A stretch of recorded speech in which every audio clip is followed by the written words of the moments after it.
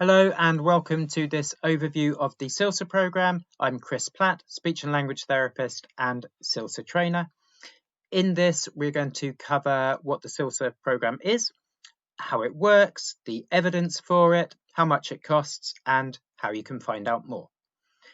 So as you can see here, SILSA stands for Speech, Interaction and Language Support Assistant. It's an important part of building the wider SLCN workforce, and in the programme, a teaching assistant or a learning support assistant is trained to be a lead practitioner for SLCN in school, and that training includes ongoing support.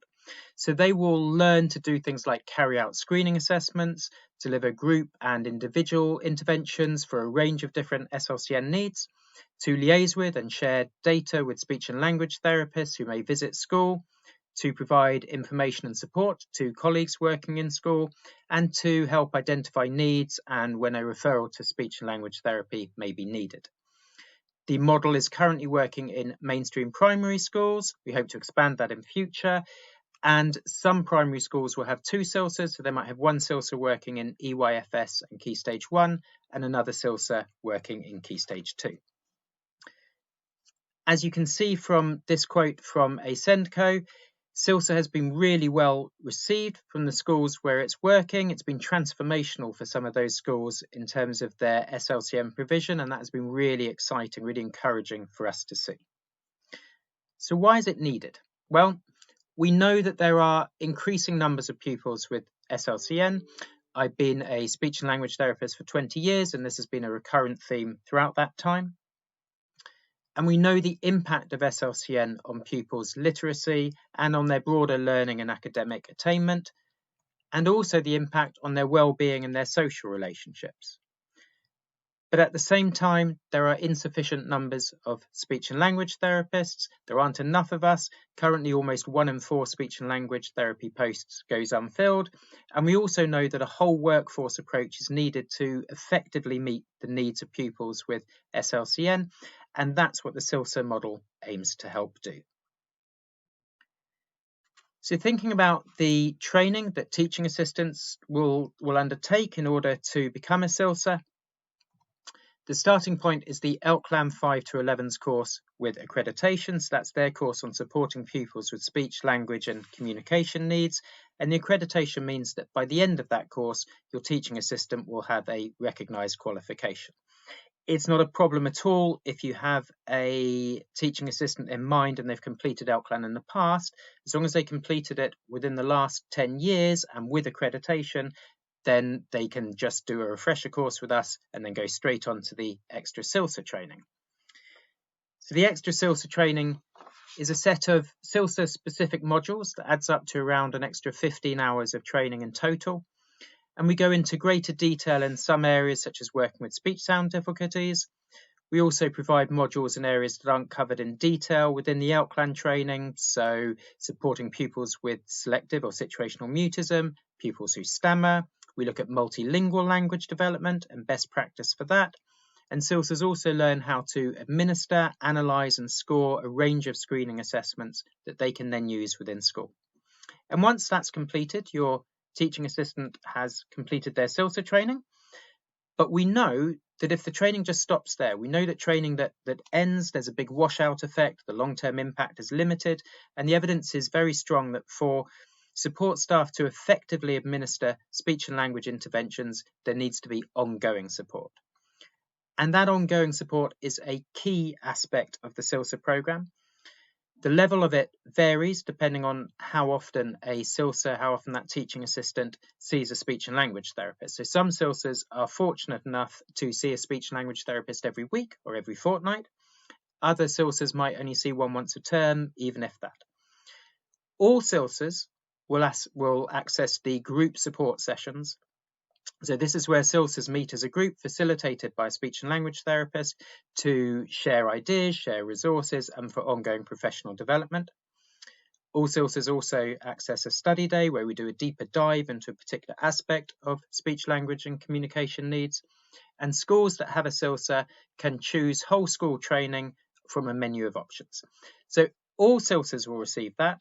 And then for those SILSAs who don't see a speech and language therapist very regularly, there are also options for one-to-one support. And that one-to-one support can be quite flexible, can be online, via email, via phone. And it's for things like giving advice on perhaps how to carry out a particular intervention that a SILSA might have been asked to do by a speech and language therapist, maybe how to carry out or score an assessment, provide ideas about where to go next with a child that they might have been working with, think about whether a pupil needs to be referred to speech and language therapy. So what do SILSAs do? Well, it varies. As SILSA has grown and evolved and more schools have come on board, we've seen schools use SILSAs in different ways depending on their needs and their circumstances and their capacities. In a nutshell, they do a lot. If you're a school that commissions a speech and language therapist and you're thinking, well, why would we need a SILSA? I can tell you from my experience and the experience of our team, having a SILSA in a school where we work is invaluable, and it makes us so much more productive and effective. It really maximizes the impact and the value of that time that a school commissions.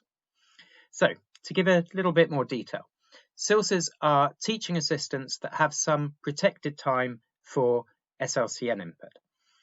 So some teaching assistants might work as a class TA or a TA for specific pupils in the morning and then as a SILSA in the afternoons. Others might have a set number of hours across the week when they do their work as a SILSA. The amount of time, the amount of hours they have varies, but having some protected time is absolutely critical to getting the most out of having a SILSA. Obviously, the more time a SILSA has, the more they can achieve. But from experience, we would suggest a minimum level is about 3 hours a week. And it can be much more effective if those 3 hours or those whatever hours a SILSA has can be spread across a week rather than concentrated on just one day, because by spreading the time out, that means the SILSA can work with pupils at multiple points during their week and get that distributed practice, which is so key. So in the time that they have, SILSAs will work under the SENCO, and they can also help with administrative tasks, so maybe completing referral forms, maintaining a database of which children are receiving what speech and language interventions. They can also help with things like distributing reports. They are ideally placed to carry out language interventions that might be running in school, like Talk Boost or narrative therapy or Nelly.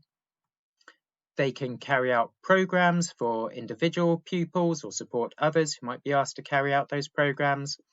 They can complete screening assessments, and they can liaise with speech and language therapists, whether those are NHS therapists, school commissioned therapists, or independent therapists who might come into school. So does the program work? Well, this graphic illustrates the results from our pilot in 2022 to 2023. It shows the change in SILSA's knowledge and their confidence between the start of the course and the end of the course. This was assessed via a series of questions that were asked at the beginning and then asked again at the end.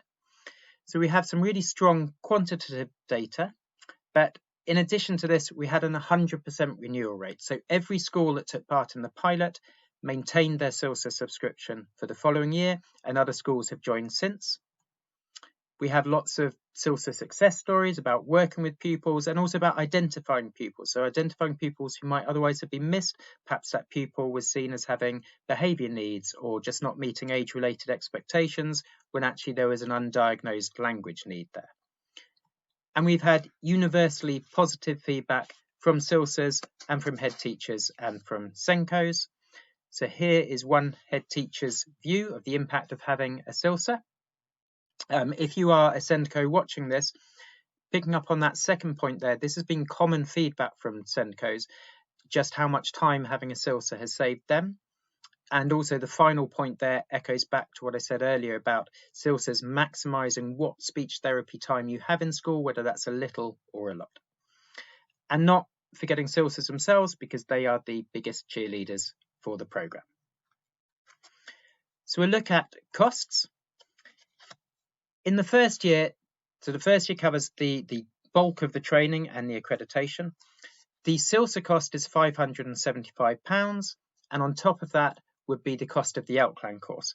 That varies, it's about £400. It varies a little bit depending on who's providing it and whether it is provided online or in person. But for around about £1,000, your SILSA will complete all the training in that first year. It's significantly less if they've completed the ELSAs course previously, because the refresher is just £100. So that training, that will cover the ELSAs training and the accreditation or the refresher, the additional SILSA training, but also within that cost are the group SILSA support meetings. There's some one-to-one support following the course. There's the annual study day, or if it's online, that would be over a course of webinars over the course of a week. And there's the whole school training. In that first year only, there's a one-off cost also of about £200 to purchase the screening assessments that SILSAs can administer. That is a one-off cost. Once you've got those, you own them as school, there's no further costs to them. And then in subsequent years, there are tiered levels of support depending on whether some one-to-one support is needed. So at core, the core level is all SILSAs will access the group SILSA support meetings with a therapist for that ongoing professional development. All SILSAs will have free access to SILSA resources as they're developed. They will have access to the study day or the week, and they will have the school will be able to choose from the options for whole school training. Then for those therapists who for those SILSAs who don't see a therapist very regularly, and we would mean weekly or fortnightly, then they can access different levels of one-to-one support. So SILSA Plus is an hour a term, so that's the £479 cost.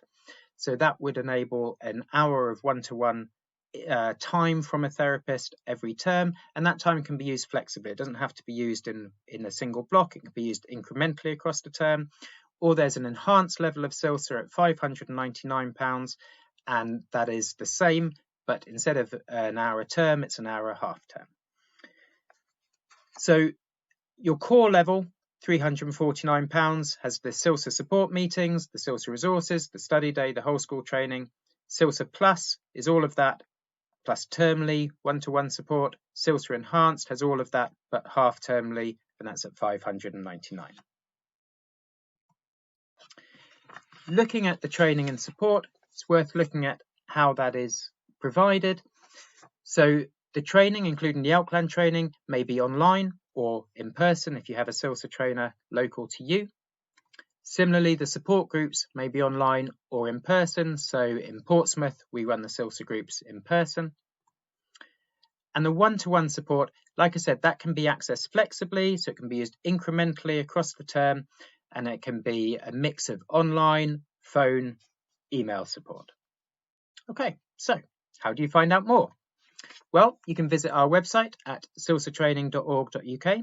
You can send us an email at hello@silsatraining.org.uk, and you can book a free information session where we will answer any queries you may have. And there's absolutely no obligation to that. There's no sales pitch. That's not who we are as a company at all. And if SILSA doesn't seem a good fit for your school at that point in time, then we will say that. So please do get in touch. We look forward to speaking with you. Bye.